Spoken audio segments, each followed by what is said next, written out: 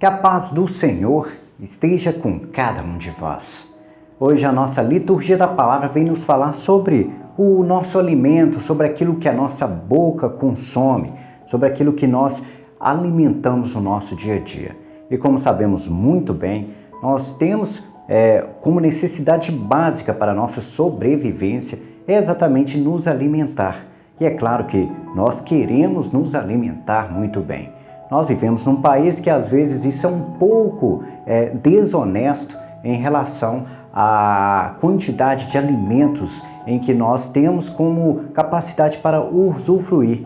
Alguns têm muito, enquanto outros passam necessidade e dificuldade. Mas, como sabemos, para que um país haja esse controle alimentar, depende dos nossos governantes. Assim como aconteceu no Egito, o Egito onde José viveu. José tinha como compromisso com a sociedade e como compromisso com Deus ajudar um povo que iria passar necessidade, iria passar fome.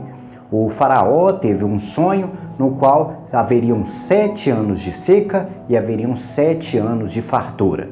Então, foi aproveitado esses 7 anos de fartura para poder administrar o alimento e assim, durante os 7 anos de seca, poder alimentar o povo. O povo, é claro, teve os benefícios com o auxílio de Deus para que não passasse necessidade. E por isso se alimentaram daquilo que pôde ser guardado durante esses 7 anos de fartura. E muitas vezes aquilo que nós temos guardado para poder nos alimentar não é aquilo que nós gostaríamos de comer. Muitas vezes o que nós temos dentro dos nossos armários para poder nos alimentar é apenas arroz e feijão. Não temos alguma guarnição ou alguma outra coisa diferente para nos saciar. E como sabemos muito bem, para a nossa sobrevivência, nós temos que comer aquilo que tem à nossa disposição. E por isso não podemos desmerecer nada que é alimento na nossa vida. Sempre que nós tivermos de alimentar-nos, que nós possamos colocar aquilo que nós precisamos de comer. Não precisamos de desperdiçar os nossos alimentos, porque, como havia dito, nós vivemos num país que muitos precisam e às vezes nós estamos jogando fora e não ofertando aos nossos irmãos. Já que somos cristãos e temos o nosso compromisso de ser reflexo daquilo que Cristo foi, nós temos que ter esse compromisso, às vezes, de poder ter cuidado com os nossos alimentos. Se nós compramos uma quantidade, temos que fazer para consumir, que possamos consumir só aquilo que nós precisamos e não jogar fora. Se produzimos em excesso, que nós possamos ofertar os nossos irmãos. Por isso é importante a caridade. A caridade é a prática do amor e é aonde que nós podemos ajudar. A nossa liturgia de hoje vem nos ensinar exatamente sobre os alimentos. Qual o valor do alimento na nossa vida? E como sabemos, o alimento é para a sobrevivência. Todo alimento que nós temos como disponibilidade é para nos fortalecer e nos dar capacidade para poder sermos pessoas melhores. E é claro que o problema em relação aos alimentos não é o que nós comemos, mas sim a quantidade daquilo que nós comemos. Às vezes exageramos na quantidade e o erro está exatamente nisso.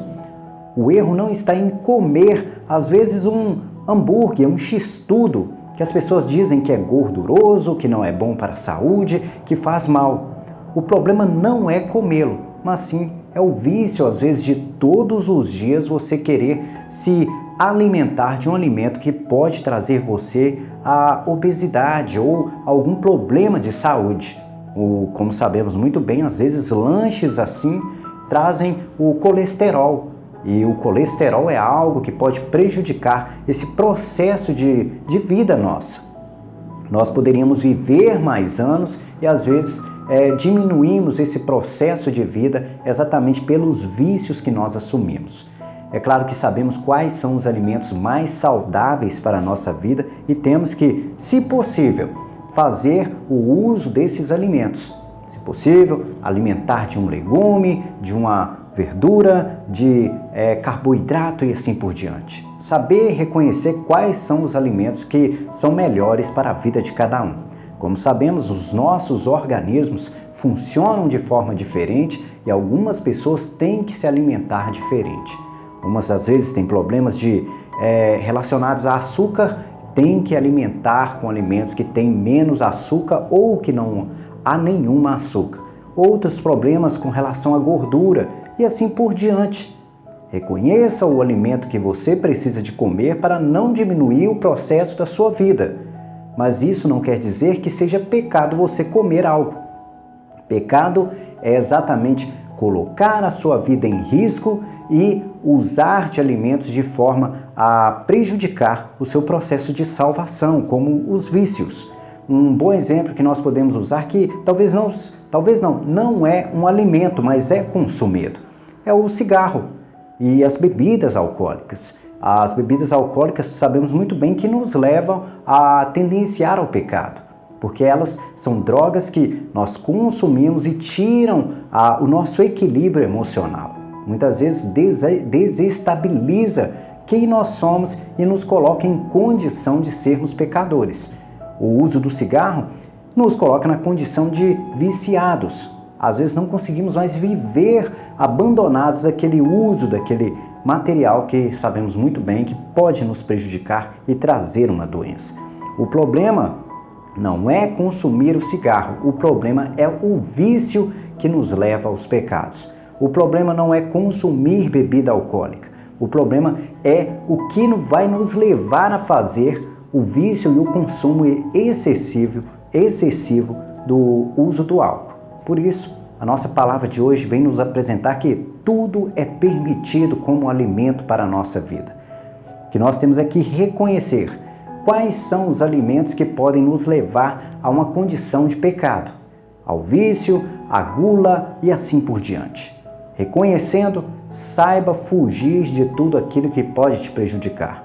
Alimentar é preciso, temos que reconhecer quais são os alimentos que têm que se encaixar na nossa alimentação diária e abrir mão de coisas que podem prejudicar a nossa salvação. Vamos passar para os comentários do vídeo de ontem.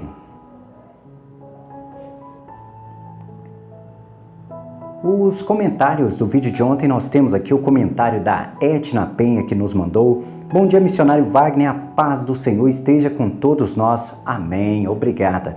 Um grande abraço a Edna Penha, que Deus a abençoe e ilumine sempre. A Astéria Maria nos mandou.